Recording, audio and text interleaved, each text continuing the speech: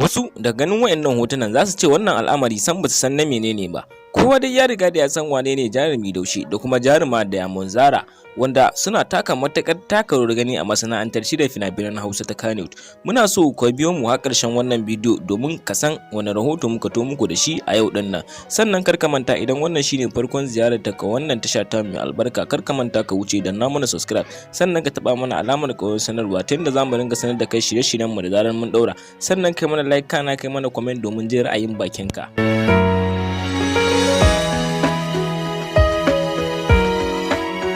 Na san da dama daga cikin ku wasu za su biyo mu domin su ga yau me muka to muku da shi, domin wannan abu ne mai matukar daurin kai don duba da yanda za ku ga cewa hotunan ba wai na haɗi bane ba, na dial aini na gaske ne wanda aka je gun mai hoto aka ɗauke su. Wannan jaruma da kuma wannan jarumi suna so su kulla wata alaka wacce ba za ta taɓa yankewa ba, sai dai yin hakan yana da matukar wahala duba da yanda za ku ga cewa ita jarumar tana yin shirye-shiryenta na fina-finai kuma sannan tana hawa mamin ɗin waƙoƙi, shi kuma aftan yana yawan fitowa a cikin jarumi, za ka ganshi har yana da mata.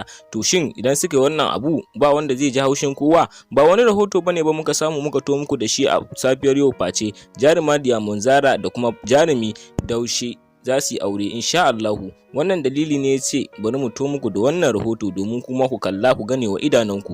In dai wannan al'amari da gaske ne Allah ya bada niyya.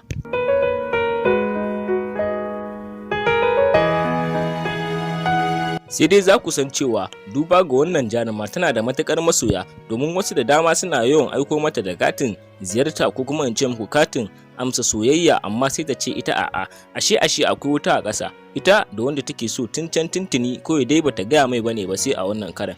To abun duban shine shi wannan mijin da take so ta aura mai suna daushe bai mata tsufa bane ba, ko kuma ita aka ta gani tana so? Wannan tambaya aka samu aka yi mata, ta ce ita aka ta gani kuma take so.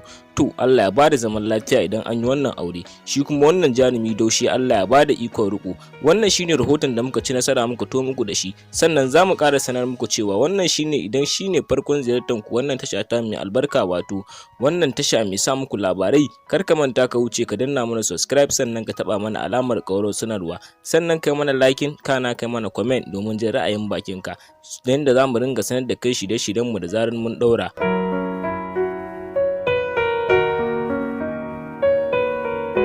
Su dai wayannan jarumai ne masu matukar taka rawar gani a masana'antar shirya fina-finan Hausa ta Kannywood. Sannan kar dai ku ce mun dame ku da wani dogon surutu, kuma na san cewa lokaci ba zai kai mu ba. A nan za mu karkare muku tabarman shirin namu ne, muke cewa ku haɗu da mu a wani shirin na gaba domin ganin me zai wakana. Mun gode.